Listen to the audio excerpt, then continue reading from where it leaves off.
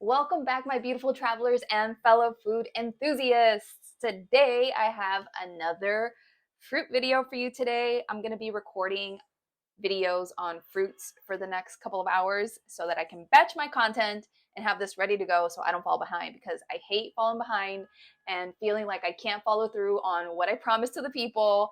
I beat myself over that so much in the past, and I'm trying not to do that now. So trying to stay ahead of the game here. If you're new to my channel, my name is Stef, and on this channel, I love giving people who are coming to Peru travel advice to just help them have a really authentic experience, to stay safe while they're here, and to just prepare in advance and know what to expect so that they just have the best possible trip ever. So my next few videos, I'm going to be covering this fruit, and this fruit.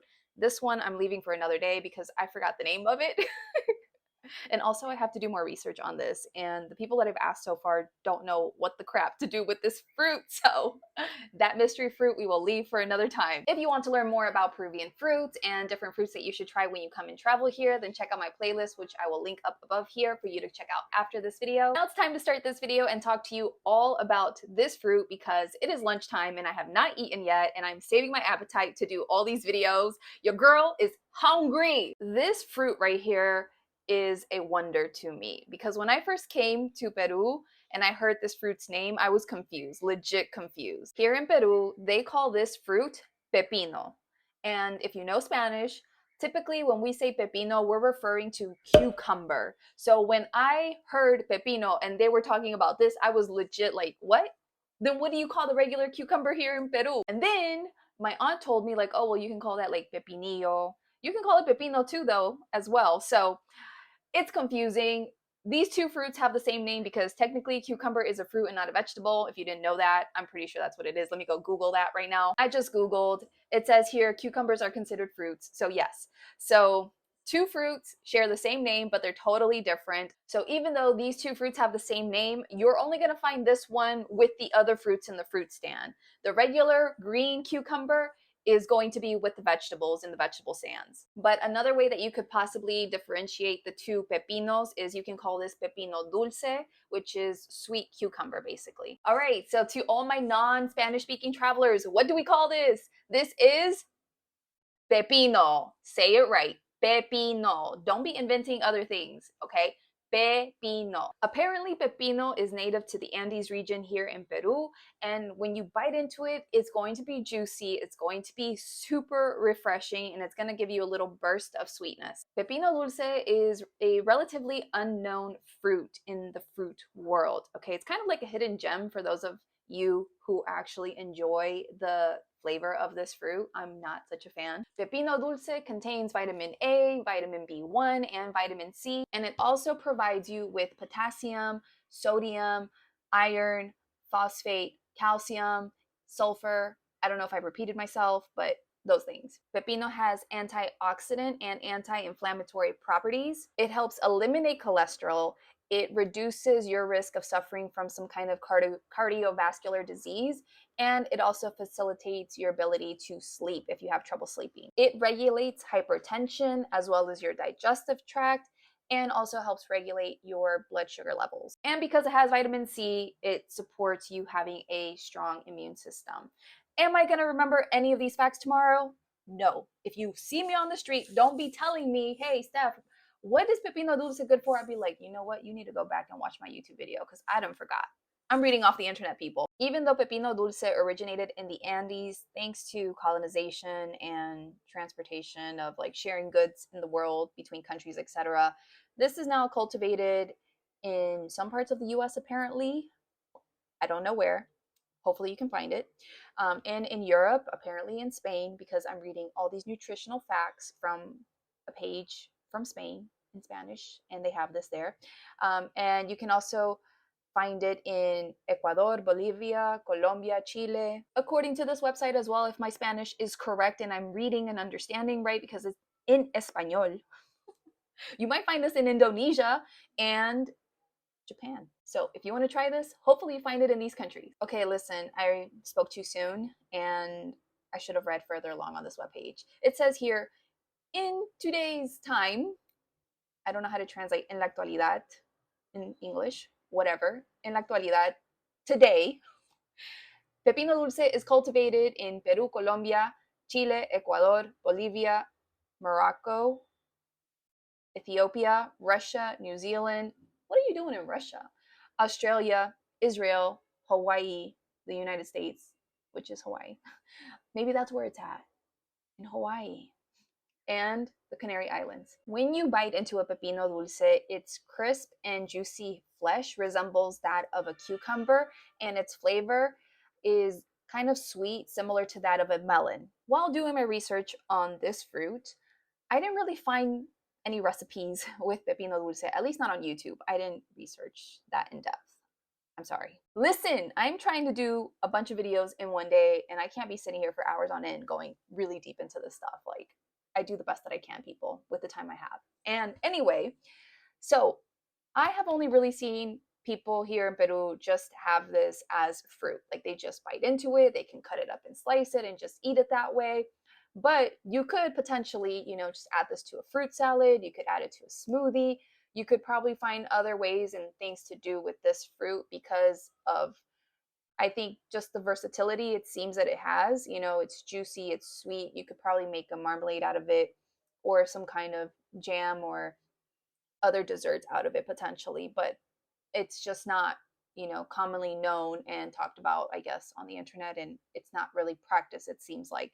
At least from the people that I know, they don't really do anything else with this other than eat it as a fruit. A fun fact is that pepino dulce is actually part of the nightshade family, like potatoes and tomatoes. Who would have thought? Oh, and talking about fruit salads or recipes, things that you can make with this, apparently this pairs well with pineapple, mango, and you can even add limes to this. And maybe you could even cut this up into tiny little pieces and like add it to your salsa, like for chips and dips and stuff, like your salsa, to just give it a little refreshing kick to your salsa. So try that out and let me know. Okay, enough talking. I hope you have been fascinated by this amazing fruit and all of the facts and things that I've stated. Now it's time to eat this. I think I've seen my cousins bite into this kind of like an apple, but I'm just gonna cut it because I don't want to bite into it. I'm not even a huge fan of this fruit, to be honest, as I shared earlier. It's really juicy, like you cut it and it's like dripping. It was already dripping. This is how it looks on the inside. Hold on, because I can't get the juices on my laptop. We already know. All right, this is what it looks like on the inside. You can smell it before you open it. Like, it smells on the outside just like it smells on the inside and tastes. Like, I'm not a huge fan of the smell. And I used to be really picky at eating, and I think I still somewhat am. Like, if it don't smell right to me, I know I don't like it. So I will eat this for you. I will sacrifice myself for the purpose of making this video. All right.